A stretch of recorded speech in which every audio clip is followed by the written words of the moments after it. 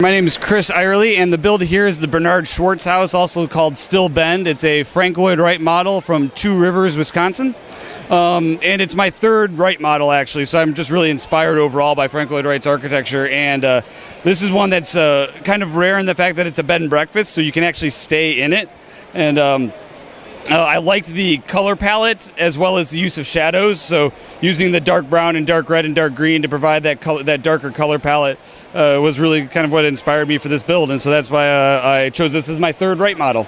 And you're from Kenosha, Wisconsin? Correct. And there's a lot of Frank Lloyd Wright activity in the area. Taliesin, how far is Taliesin from where you live? It's probably about 2.5 hours, but we have like the S.C. Johnson campus, which is in Racine, about a half an hour away. That was completely designed by Frank Lloyd Wright. There's the Hardy House in Racine as well. There's lots of Wright in Wisconsin, and so growing up in the Midwest, I've just always enjoyed Frank Lloyd. And then Chicago's like but a short drive away, and there's even more Frank Lloyd Wright. There's the Roby House, which is another build that I've done, and that's in Chicago as well as there's a Unity Temple and many others. So it's a great place. If you like architecture, you can't beat the Midwest. And so describe the build to us. How did you begin? What was the process like? Run us through the stages. Sure. The first was deciding scale, of course, and I've kind of landed on the 1 stud to 1 foot or 1/38 scale. Once I had that, it was getting the measurements down, and then really working with the limited dark brown color palette. So what I had to do first was figure out how I was going to do the roof lines and some of the cedar lining, the cedar siding here as dark brown. And so that was the biggest challenge, was figuring out how to use the limited part palette.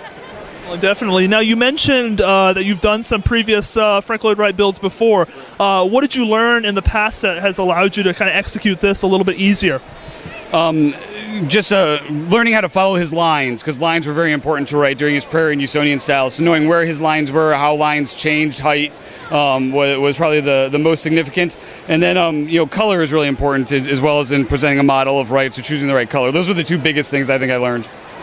Now, if you were to give a piece of advice to a person looking to, you mentioned that 1 foot to 1 stud, is that the scale? So something like that, what would you say that is the most important thing to keep in mind to build something like this?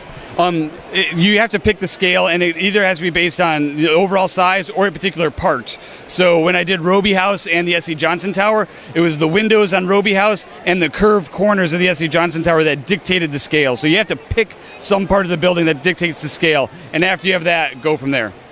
Very cool. Chris, wonderful build. Thank you so much for sharing with us. Thank you very much.